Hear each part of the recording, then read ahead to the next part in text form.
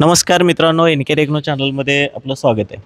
तर मित्रांनो, शेतीला लागणारी अवजारं म्हणजे नवक्रांती ॲग्रो पंढरपूर एक शेतकऱ्यांसाठी नवीनच म्हणजे नवक्रांती असं एक आपण नेहमीप्रमाणे शेतकऱ्यांना घेऊन येत असतो.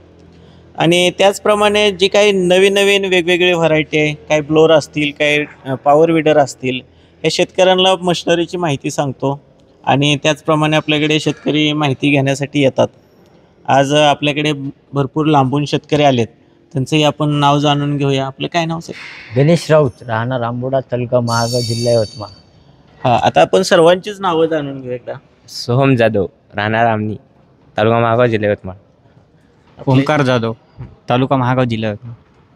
प्रशांत कदम, तालुका महागाव, जिल्हा यवतमाळ. आपलंही सांगा. सचिन जाधव, राहणार कुपटी, तालुका माहूर, जिल्हा नांदेड. आपलं समाधान शिंदे, राहणार वागणा, तालुका महागाव, जिल्हा यवतमाळ. महेश भोयर, राहणार सावंगी, तालुका पुसद, जिल्हा यवतमाळ. आता एवढे सर्वजण तुम्ही म्हणाल कशासाठी, पण आले होते दर्शनासाठी. हा, खास पांडुरंगाचं दर्शन घ्यायचं आणि नवक्रांती ॲग्रो पंढरपूरला भेट द्यायची. आपण बोलल्याप्रमाणे पांडुरंगाचं दर्शन घेतलंच असेल, मी सांगायची गरज नाही, घेतलं. आणि त्यांनी आज आपल्याकडे आलेत. दर्शन घेतल्यानंतर सर्व माहिती त्यांनी घेतली पॉवर विडरची. आणि आज आपल्याकडून हा पॉवर विडर त्यांनी बुकिंग केलेला आहे. आणि त्यांनी डिझेलचा चॉईस केला. कुठला डिझेलचा चॉईस केला? डिझेलचा पॉवर विडर हा चॉईस केलेला आहे. 7 HP पॉवर विडर आहे. त्याच्याबरोबर त्यांनी सर्व अवजारं चॉईस केलेले आहेत. रोटावेटर आहे, रेझर आहे, 2 आयर्न व्हील आणि हे सर्व साहित्य त्यांनी आपलं पोच डिलिव्हरी चॉईस केलेलं आहे. तर ह्या त्यांना आल्यानंतर सर्व पॉवर विडर दाखवले, पण त्यांना हाच का पसंत पडला असं एक विचारू प्रश्न. आता हे आमच्या शेतीमध्ये आमच्या इकडे कसे जास्त बैल राहतात, त्यामुळे हे शेतीच्या कामासाठी चांगलं आहे. म्हणून आम्ही चॉईस शेतीच्या कामासाठी तुम्ही घेतला. जास्त करून आपल्याकडे कशाची शेती केली जाते? आम्ही जास्त कापूस, सोयाबीन, बस जास्त कापूस आणि सोयाबीन. म्हणजे हरभरा.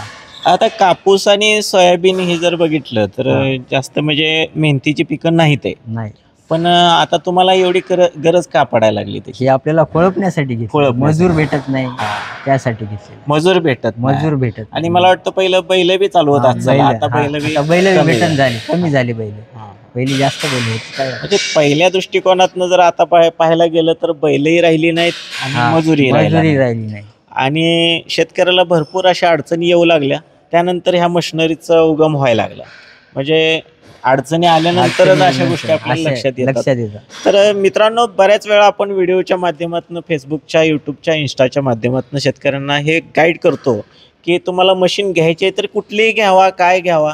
हे जर तुम्हाला पूर्ण माहिती पाहिजे असेल तर नक्कीच नवक्रांती ॲग्रो पंढरपूर आणि NK टेक्नो चॅनल हे तुम्ही सबस्क्राईब करून ठेवा, जेणेकरून आपण शेतकऱ्यांना सगळं माहिती देत असतो. आणि पूर्ण डिटेल याच्यामध्ये जे काय लागणाऱ्या वस्तू आहेत, कुठे चालतात, कशामध्ये चालतात, कुठली घ्यावी, कुठली न घ्यावी, ह्या मशिनरीची माहिती पूर्ण जर घेत असाल तर तुम्हाला नक्कीच फायदा होईल. आणि या सर्वांचा आपण आता दादांचं धन्यवाद देऊया आणि आपण थोडासा व्हिडिओ छोटासा थांबूया. धन्यवाद.